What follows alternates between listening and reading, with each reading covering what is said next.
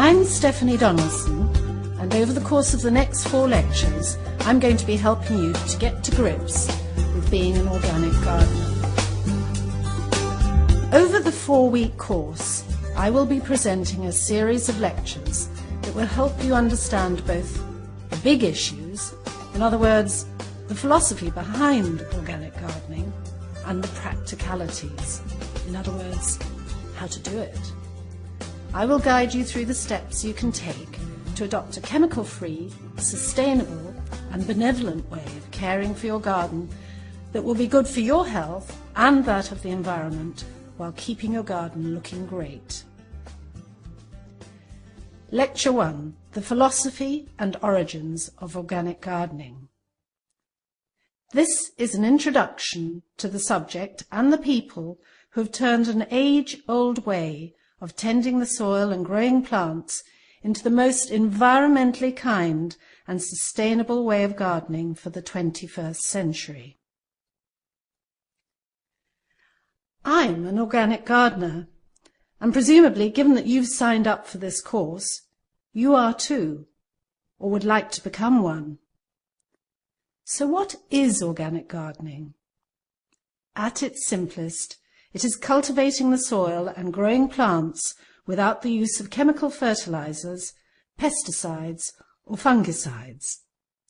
Organic gardeners believe that the key to successful growing is to create a healthy soil. It is a safe and sustainable method of gardening that ensures that the soil is passed on from generation to generation in good heart. Done well, it is also the most environmentally friendly way to garden, and is now widely recognized as such. So why does this matter? It is easy to dismiss your own small patch of soil as unimportant in the greater scale of things, but this just isn't true. An organic garden is a place where a natural balance can establish itself for the benefit of all its inhabitants.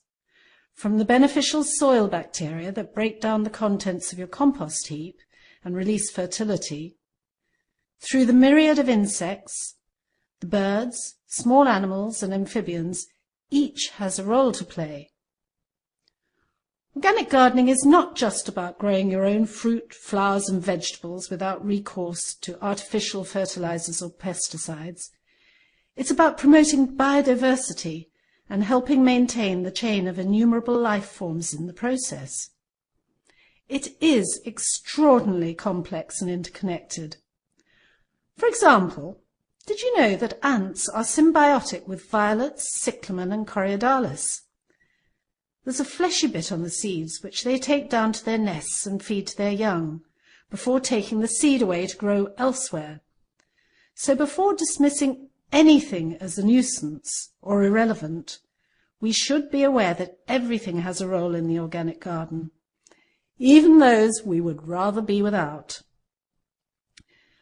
When I began organic gardening, we were widely regarded as eccentrics who wanted to turn back the clocks and return to a bucolic 19th century way of gardening. I don't suppose the fact that many of us, myself included, were hippies living an alternative lifestyle helped.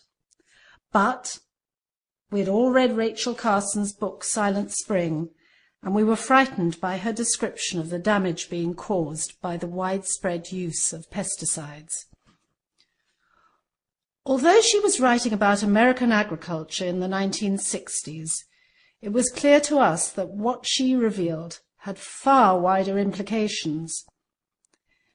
It seems extraordinary now that at the time she wrote her book, the chemical DDT was in everyday use in domestic homes and gardens, as well as in agriculture. It was perceived as so safe that it was advertised with a catchy jingle, DDT, good for you and good for me. In sourcing this image for my lecture, I was horrified to find another one for DDT-impregnated wallpaper for use in children's bedrooms. It seems unimaginable now, but it was back in the days when science thought it had simple solutions to every problem, and the phrase side effects had yet to be coined. But in Silent Spring, Rachel Carson uncovered the unforeseen harm these pesticides were having on the environment, particularly on birds. DDT was causing thinning of eggshells, and this was causing reproductive problems and death. Evidence of the damaging effect of this and other chemicals was growing, but the manufacturers had much to lose by going public. Rachel Carson accused them of a cover-up, and public officials of uncritical acceptance of industry claims.